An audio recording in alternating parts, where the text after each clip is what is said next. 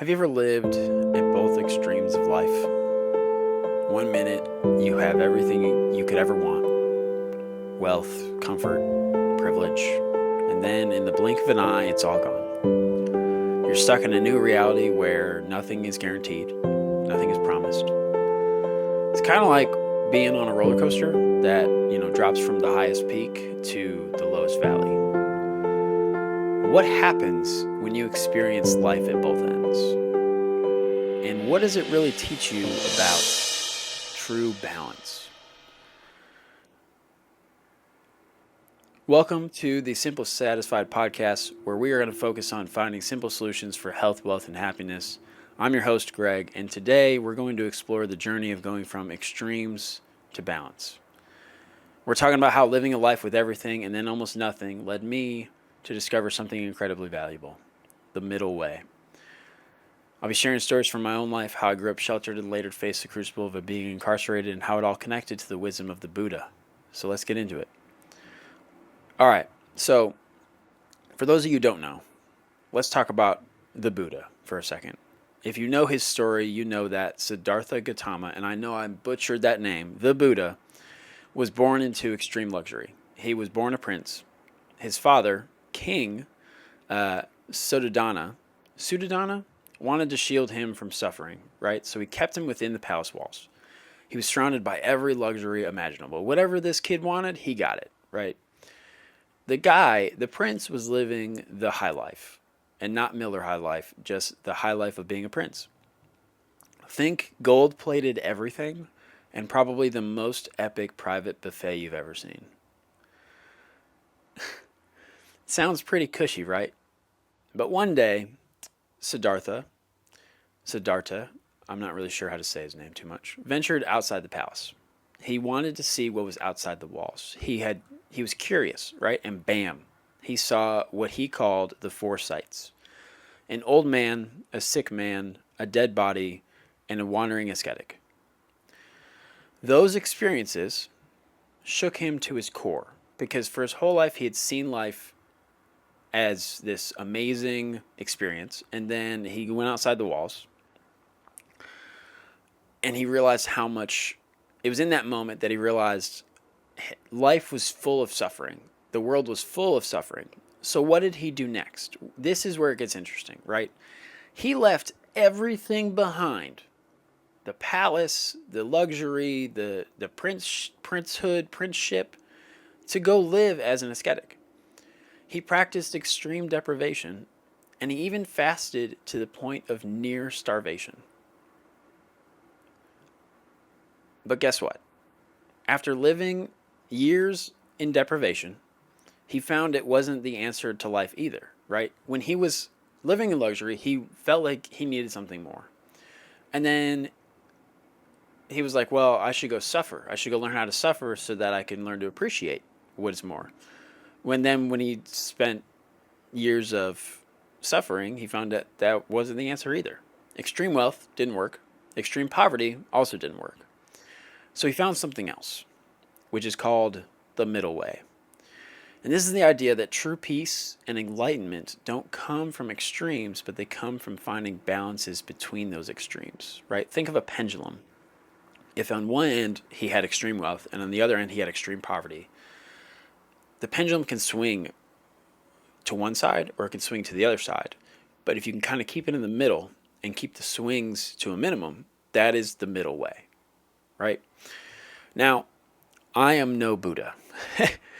I am no enlightened guru. I am no amazing meditation monk. But let me tell you, I have been through my own version of two extremes. I grew up in a pretty privileged household. I wouldn't say everything was a silver plate, but everything was kind of a bronze plate where, even to this day, I could ask for something, or I could kind of do what I wanted, or this and that. And, financially, emotionally, mentally, I was kind of sheltered from the harsh realities of the world. We had it all. And I didn't know what it meant to worry about, not having both parents, to worry about money, to struggle with the basics of life. I didn't realize how much that I had taken for granted until everything came crashing down in my life. Now, fast forward a bit, and I was arrested for improper conduct. And let me tell you, that was a huge wake up call. Huge wake up call. And while I did spend years out on bond, the changes that I made while I was out on bond didn't really reflect who I am today, right? I made good changes. However, I never took full responsibility for my actions. The next thing I knew, I was in prison. In a whole new world, where I had nothing. Actually, I didn't have nothing because there were people in there who had less than me. I still had family and I still got some money, right? But there was no comfort. There was no luxuries like before. There were no options, right? Everything was stripped away. Even my name. I just became a number. And I was forced to face reality in a way that I had never experienced before. And let me tell you, that shift from having everything to having nothing, it was disorienting. It's like kind of being thrown into the deep end of the pool and not knowing how to swim. But in that space, I learned to find balance. And I had to, because it was the only way to survive and to thrive. Now, living at both extremes, having everything and then having almost nothing, gave me some serious life lessons. When you've had it all, you start to realize how much you rely on external things for happiness. But when you have nothing, you start to realize that those same external things, they don't matter as much as you thought. I learned to find peace in the simplicity of life. I don't need fancy things to feel complete. It was in that moment that I realized something huge. Balance is found when you embrace both ends of life, right? I went from a life of being able to run away from responsibility to a life of having to take responsibility for every single movement and every single action. And you can't fully appreciate what you have until you've experienced what you've lost. And you can't understand the true weight of hardship until you've known ease. Here's the kicker. When I found balance, I wasn't just surviving anymore. I was thriving, in a way. Sure, I don't have material wealth, but I found wealth in my mental and emotional strength. Abundance doesn't just mean you have a lot of money. It has to do with the energy around you.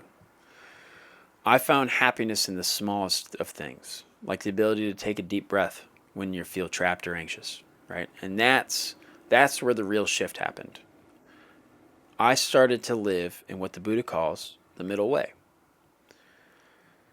So let's kind of talk about how to apply this in our everyday lives, because who wouldn't want this in their everyday life? If you are currently living in excess, it's going to be really hard to acknowledge this and become aware of it. It's easy to get caught up in the desire for more. Anyone who knows anything about minimalism, it doesn't have to do with having less stuff. It has to do with fighting this desire for more, because that's the world we live in now, right? The more you have, the more you want. It's just human nature. But it doesn't lead to happiness. It leads to exhaustion. It leads to constantly chasing something more.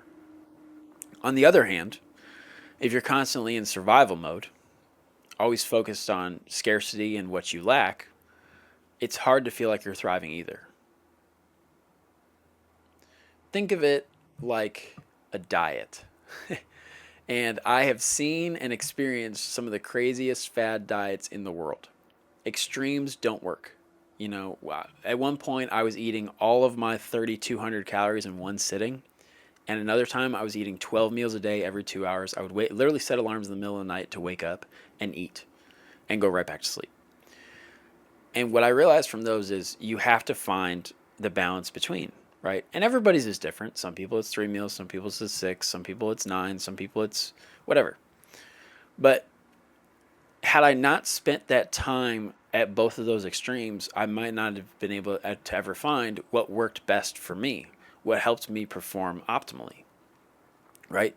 You can't live on nothing but kale for a week. You also can't be in your best performance and shape eating pizza for breakfast every single day of the week. You have to find the middle ground or the middle way. So, in practical terms, what does this mean?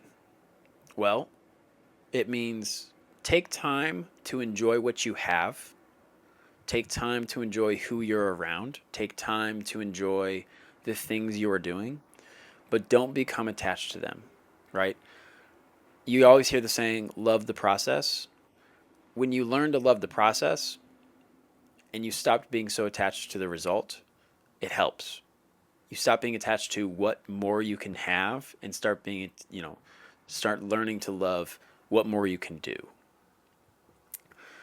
Also, embrace simplicity.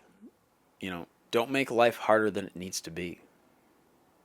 I'm a big fan of minimalism now, not because of I just want to have a lot, like nothing. I like having things, but the aesthetic and the philosophy behind minimalism keeps me in a healthier headspace because everything that I have has a purpose and a place, right? When you walk into a room or you walk into anywhere and you see things out of place where they should not be, whether you know it or not, it causes stress on you. And over time, that stress is going to build up. And so when you can give things a purpose and a place, it's kind of like the people in your life. If you have a friend who just serves no purpose in your life, would you keep him around? Would you want to keep him around? And if you did keep him around, how much stress and anxiety is that going to add to your life? Right? Also balance your ambition with gratitude. It's awesome to strive for things, but it's also great to be satisfied with where you're at with things, right? Chase your goals, but don't forget to appreciate where you are now. There's a famous quote, and I actually have it. I see it every single day. There's a famous tagline by Brendan Burchard, author of High Performance Habits, where he went out after this speaker was talking about keep grinding, never settle, always hustle, and he went out and his very first or second slide it said 2 words: strive, satisfied. The whole goal is to constantly push yourself, constantly make improvements, constantly want to achieve things. But you also have to be satisfied with where you're at. If you're constantly striving, constantly hustling, and always grinding, it leads to burnout, it leads to fatigue, it can lead to a lot of anxiety and depression, it can lead to perfectionism, imposter syndrome, whatever it may be. And if you're always content with where you're at, you'll never make any change, and you'll just be instead of living, you're just constantly dying. You're just headed toward the grave with nothing more than where you're at right now. And so finding the balance between the two is you want to continue to strive, and you want to continue to be satisfied with where you're at. That's why at the end of every episode I say, keep smiling, keep striving, right? That's how I sign off my emails, Now, the last thing I want to say is find peace in the present without constantly worrying about what's next.